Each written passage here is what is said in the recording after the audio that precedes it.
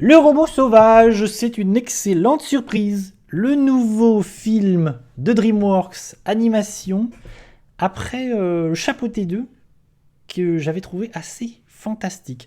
Vraiment, je partais curieux, moi, sur le robot sauvage. J'avais vu les bandes annonces, notamment beaucoup les bandes annonces qui étaient les premières qui étaient muettes et qui laissaient entendre un film proche de Wall-E. Et en fait, le film parle beaucoup, hein. Ça pouvait laisser entendre quelque chose où vraiment ça parle pas trop l'émotion. Mais déjà en voyant les bandes annonces, j'avais de l'émotion. Je me disais, ah, il se passe un peu quelque chose. La direction artistique, elle vient clairement de ce qui est en train de se passer dans l'animation avec le Spider-Man, Spider-Verse, ce qu'a fait Chapeauté 2. Donc vraiment, on sent qu'on essaie de continuer à chercher des nouvelles façons de faire de l'animation, de créer des nouvelles visions, des nouvelles images. Donc vraiment, c'est cool. Visuellement, c'est très très chouette. Il y a une chose intéressante. Cette année, il y a eu beaucoup de films d'animation. Il y a Vice Versa 2 qui est sorti, qui a été un carton astronomique, vraiment qui a remporté. Je crois que aujourd'hui, ce film d'animation qui a remporté le plus d'argent, c'est Vice Versa 2. Que moi, j'ai trouvé très moyen. J'étais assez déçu. Et vraiment, j'étais pas très emballé. Et je trouve très clairement que le robot sauvage, c'est mieux. Vraiment, je me suis beaucoup plus amusé. Donc cette année, je préfère un film DreamWorks au film Pixar. Alors que l'année dernière, j'avais beaucoup aimé Élémentaire de Pixar. Et le DreamWorks sorti l'année dernière, c'était Ruby, l'ado Kraken, c'était nul. Mais DreamWorks, c'est 1 sur 2. Hein. Vraiment, il y a des films nuls. Et des fois, il se passe quelque chose. Il s'était passé quelque chose avec le Chapeauté 2. Et là, je trouve qu'il se passe quelque chose avec le robot sauvage parce que je trouve ça très très bien. C'est une vraie réussite. Et c'est hyper efficace. Vraiment, c'est très très bien.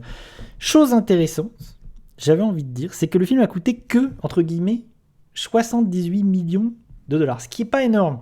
Parce que quand on compare, je vais comparer avec les films sortis cette année, il y a Vice Versa 2, c'est 200 millions. Bon, ça en a rapporté beaucoup. Mais c'est quand même 200 millions. Un film Pixar, c'est quand même 200 millions, il faut se rendre compte de ça. Ça coûte très cher un film d'animation. Moi, Moche et Méchant, je crois que c'était le 4 cette année, le 4, le 5, que j'ai vu d'ailleurs, c'était sympathique. C'est 100 millions. Et Kung Fu Panda 4, qui est très peu intéressant, c'était 85 millions. Donc déjà, c'était pas énorme, parce qu'on sent que DreamWorks, ils sont un peu en galère et on essaie de capitaliser chez DreamWorks sur des suites, quoi. Le Chapeauté, Shrek, Kung Fu Panda. Bonjour Ted Lib, comment allez-vous? Et là, chose qui me fait plaisir, c'est que c'est pas une suite. Certes, c'est une adaptation d'un livre de Peter Brown, je crois. Mais on est sur du coup une nouvelle licence, on n'est pas sur une suite, et vraiment c'est une vraie réussite, et j'espère que le film va quand même plutôt marcher, parce que par exemple, le fait que Vice Versa 2 cartonne, contrairement à Élémentaire l'année dernière chez Pixar, ça donne un très mauvais signal pour Pixar. Pixar, ils se disent, ah, on va faire des suites. Les suites, ça cartonne. Les suites de nos films qui sont des classiques cartonnent. Donc on va continuer. On va faire un nouveau. Il y a un nouveau Toy Story qui va arriver. On va continuer, faire un nouveau Nemo, faire des suites aux films qui en ont pas déjà. Là-haut 2, Wall-E 2. Et ça fait. Moi, ça me fait un peu flipper. J'ai pas envie de voir ça. Kung Fu Panda 4, c'est bon. J'ai pas envie de voir Kung Fu Panda 5. Moi, Moche et Méchant 6. Shrek 2000, c'est bon. Donc vraiment, j'aimerais que le robot sauvage, j'espère que c'est un beau succès. Parce que vraiment, c'est ça que je veux voir. Le robot sauvage, c'est une belle proposition. C'est une proposition vraiment qui, je trouve, lorgne vraiment vers... C'est moins bien que Wall-E. Mais ça lorgne vraiment, c'est vraiment le meilleur... c'est le DreamWorks qui se rapproche le plus de ce que peut faire Pixar, quoi. Vraiment, je trouve que là, ils ont réussi à trouver un truc. Vraiment, c'est du meilleur de ce que fait DreamWorks. C'est-à-dire Dragon 1 et le Chapeauté 2. Je vais mettre 2-3 petites images. Hop. Comme ça, on aura un petit peu de la bande-annonce. Et je disais donc que... En fait, il y a un truc que j'aime beaucoup, c'est que ça y est. Il y a des studios qui arrêtent de vouloir faire de l'animation 3D full réaliste, vraiment en essayant d'avoir les textures les plus réalistes possibles. C'est bon, on arrive sur quelque chose d'un peu autre chose. Le Chapeauté 2 faisait ça aussi. Spider-Man a un petit peu secoué le panier de crabe là, et ça me fait plaisir. Il y a des nouvelles directions artistiques, il y a des choses. Les Tortues Ninja faisaient ça aussi, le film d'animation des Tortues Ninja. Et elle était cool, la direction artistique des Tortues Ninja. Là, encore une fois, c'est cool. On n'est pas sur de l'hyper réaliste, on est sur quelque chose de la peinture numérique, vraiment, il y a de la texture, il y a de la matière. Vraiment, c'est beau. Ça n'a pas coûté 200 millions, mais c'est beau. C'est chouette. C'est bien animé. Vraiment, l'émotion. J'ai pleuré. J'ai pleuré, Mazette. Qu'est-ce que j'ai pleuré? Mais, cela dit, j'ai prévu d'aller voir le robot sauvage aujourd'hui, mais je suis allé voir Venom. Aïe, aïe, aïe, aïe, aïe, aïe. T'as fait le mauvais choix. Parce que Venom 3, c'était claqué au sol.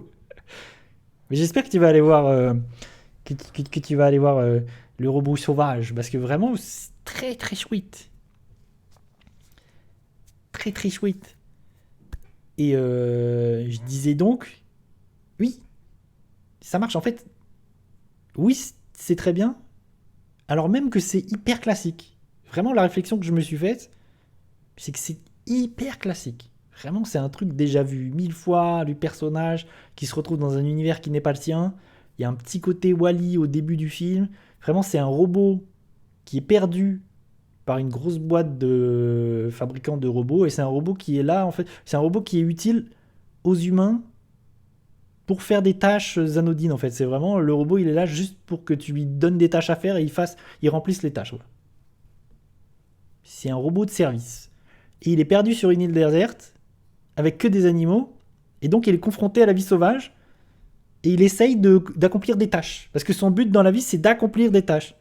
Et par hasard, il va se retrouver avec dans les pattes un petit bébé oiseau. Un bébé oie, je crois. Je crois que c'est des oies.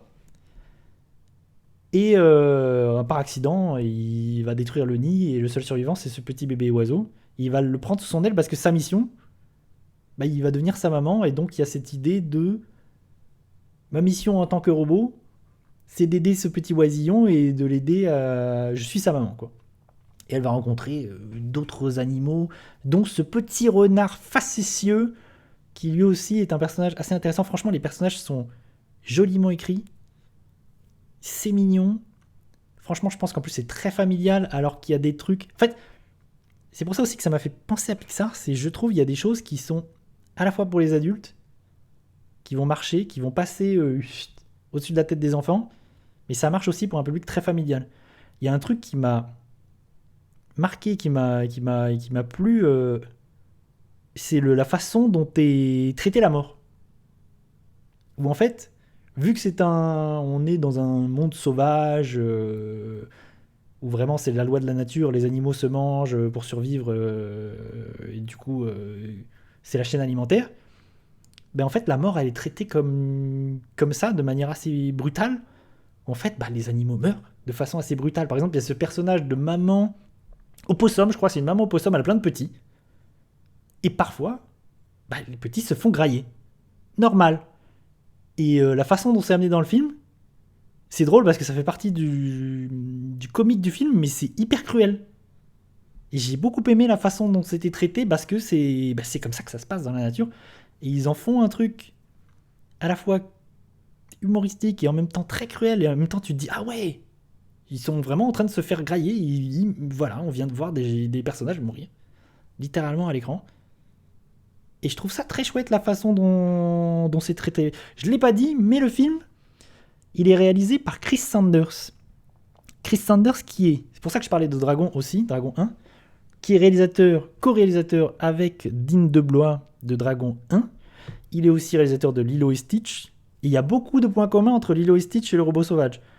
Le robot sauvage, c'est aussi le réalisateur de Les Croods, que je trouve pas fou, par ailleurs, et le réalisateur de L'Appel de la forêt récemment, qui était le film live avec Harrison Ford, Un chien numérique, et Omar Sy, je crois. Je l'ai vu ce film, mais j'avais trouvé ça pas fou.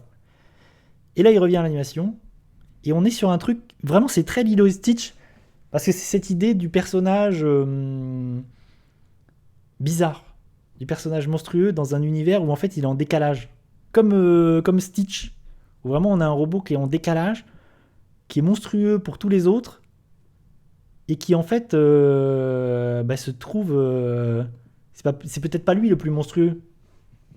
Et ça c'est très chouette. Il y a plein de thématiques super dans le robot sauvage, vraiment de relations avec la mère, de maternité, l'adoption, parce que c'est ce petit oisillon qui est adopté par ce robot, et cette idée de, à un moment donné, il va falloir quitter le cocon, donc cette thématique de, ok, je vais devoir quitter le cocon, je suis adopté, qu'est-ce que je suis, et à la fois ce robot, qu'est-ce que il est, est-ce qu'il arrive à développer une humanité, à développer des émotions. Franchement, il y a plein de thématiques qui sont abordées dans le film, un peu survolées parfois, mais vraiment, il y a plein de choses, il y a plein de jolies choses.